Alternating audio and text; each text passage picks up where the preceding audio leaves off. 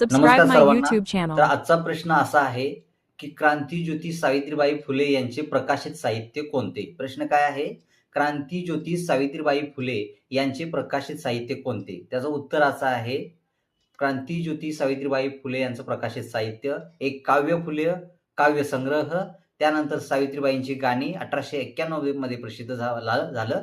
त्यानंतर सुबोध रत्नाकर, बावनकशी आणि ज्योतिबांची भाषणे. काय साहित्य?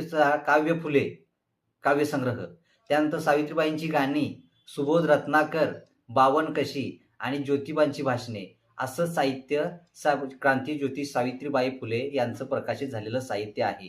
क्रांतीज्योती सावित्रीबाई फुले या महिला शिक्षणामध्ये खूप मोठं त्यांनी काम केलं.